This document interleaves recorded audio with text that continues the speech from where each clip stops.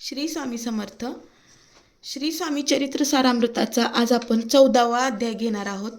चतुर्दश अध्याय. श्री गणेशाय नमः. जय जयाजी करू घागना, जय जयाजी अगशमना, जय जयाजी परमपावना, दीनबंधो जगद्गुरु आपल्या कृपे निश्चित. त्रयोदश अध्यायापर्यंत वर्णिले स्वामी चरित्रामृत. आता पुढे वदवावे आपल्या कथा वदावया. बुद्धी देही स्वामी राया, चरित्र ऐकुनी श्रोतया, संतोष होय भोसाळ. कैसी करावी आपुली भक्ती, हे नेने मी मंदमती. परी प्रश्न करिता श्रोती, अल्पमती सांगत असे. प्रातकाळी उठून आधी करावे नामस्मरण, अंतरी धरावे स्वामी चरण शुद्ध मन करुणी. प्रातकर्मे आटपोनी मग बैसावे आसुनी, भक्त धरुणी स्वामी चरणी पूजन करावे विधियुक्त. एकाग्र करुणी मन घालावे शुद्ध दक स्नान, सुगंध चंदन लावून सुवासिक कुसुमे अर्पावी. धूप दीप नैवेद्य फल तांबूल दक्षिणा शुद्ध अर्पावे. नाना खाद्य नैवेद्याकारणे स्वामींच्या. षोडोपचारे पूजन करावे सद्भावे करून, धूप दीपांती अर्पून नमस्कार करावा. जोडून या दोन्ही कर उभे राहावे समोर, मुख म्हणावे प्रार्थना स्तोत्र, नाममंत्र श्रेष्ठ पे, अजान बाहू सुहास्य वदन.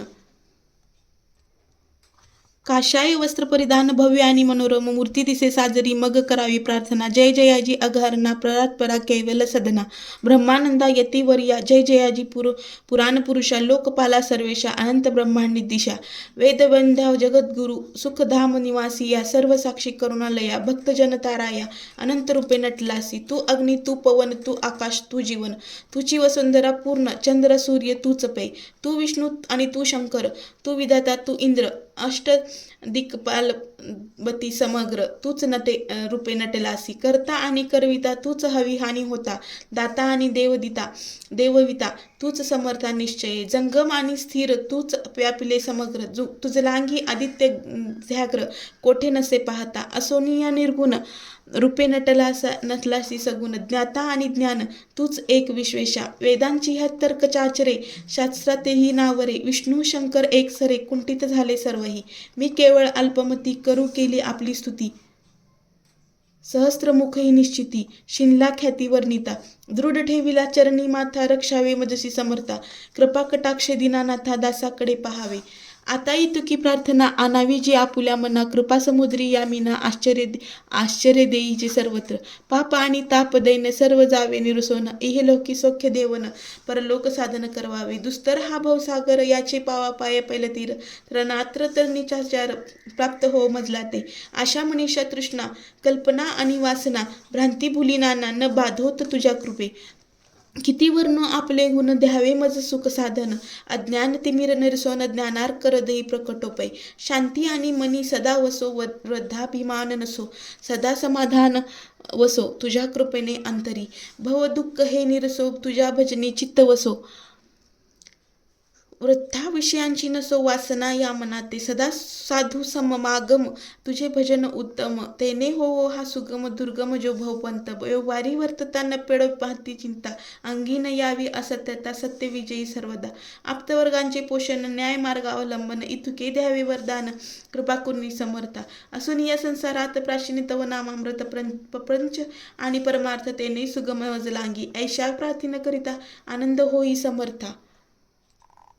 संतोषोनी तत्वतात वर प्रसाद देतील. गुरुवारी उपोषण विधियुक्त करावे. स्वामी पूजन प्रदोष समय होता जाना, उपोषण सोडावे. तेने वाढील बुद्धी, सत्य सत्य हे त्रिशुद्धी. अनुभवाची प्रसिद्धी करिता ती स्वामी भक्त. श्री स्वामी समर्थ ऐसा षडाक्षरी मंत्र, प्रीतीने जपावा अहोरात्र, तेने सर्वार्थ पाविजे. ब्राह्मण क्षत्रियादायिका लागोनी, मुख्य जप हा चरुवणी. स्त्रियांनीही निषिद्धनी जप याचा करावा. प्रसंगी मानस पूजा करिता, तेही प्रिय होय समर्था. स्वामी चरित्र वाचिता ऐकता, सकल दोष जातील. कैसी करावी स्वामी भक्ती, हे नेने मी मंदमती. परी असता शुद्ध चित्ती, त्याची भक्त श्रेष्ठ पे. आम्ही आहोत स्वामी भक्त, मिरवू नये लोकात. जयांसी भक्तीचा दंभे वर्त, निष्फळ भक्ती तयांची. दंभे षोडोपचारे पूजिता, परिप्रिय नवेची समर्था. भावे पत्र पुष्प अर्पिता, समाधान स्वामींचे. जय जयाजी आनंदकंदा, जय जयाजी करुण समुद्रा. विष्णू शंकराची या छंदा, कृपा करुणी पुरवावे. स्वामी चरित्र सारामृत, नाना प्रकट कथा संमत, सदा ऐकोत भाविक भक्त. चतुर्दशा अध्याय गोडहा. श्रीरस्तु शुभम भवतु. अशा प्रकारे 14वा अध्याय आपला संपलेला आहे. तर 14व्या अध्यायाचा कथासार पुढील प्रमाणे आहे. आपल्या कृपाने स्वामीचरित्राचे 13 अध्याय पूर्ण झाले आहे. आता त्याच कृपेच्या बळावर पुढील चरित्र वधवून घ्यावे अशी श्री स्वामीचरणी विनंती करीत ग्रंथकार अध्यायाचा प्रारंभ करता झाला. श्री स्वामीरायांची भक्ती कशी करावी असा एक प्रश्न स्वामी भक्त ग्रंथकाला विचारते झाले. तेव्हा भक्ताच्या मनातील शंका समस्याचे निराकरण करण्याच्या हेतूने श्री स्वामींची उपासना व भक्ती कशी करावी याचे मार्गदर्शन ग्रंथकाराने या अध्यायात केले आहे. सकाळी उठून श्री स्वामींचे स्मरण करावे, त्यानंतर शुद्ध मनाने सर्व नित्यकर्मे आटपून आसनावर बसावे आणि श्री स्वामींची मनोभावी पूजा करावी. एकाग्र चित्ताने श्री स्वामींना स्नान घालून चंदनाचाही लेप करावा. सुगंधी फुले अर्पण करावी. धूप दीप नैवेद्य तांबूल व दक्षिणा ठेवावी. नमस्कार करून श्री स्वामींचे नामस्मरण व प्रार्थना स्तोत्र म्हणावे. शक्य झाल्यास श्री स्वामींची सहस्त्र नामावली उच्चारून विविध गुणवैशिष्ट्यांनी नटलेल्या श्री स्वामींच्या अवतार कार्याचे गायन करावे. श्री स्वामीचरणी मस्तक ठेवून आपल्या कुटुंबियाचे समाजाचे स्वास्थ्य आणि कार्य उत्तम प्रकारे पूर्णत्वास यावे याकरिता प्रार्थना करावी. संतजनाचा सहवास घडावा. व्यवहाराचा मर्यादित वापर करून परमार्थाचा मार्ग प्रशस्त व्हावा याकरिता प्रार्थना करावी. दर गुरुवारी उपवास करून श्री स्वामींचे पूजन करावे. प्रदोष समयानंतर उपवास सोडावा, त्यामुळे चित्तबुद्धी सुदृढ होईल, मन शुद्ध होईल.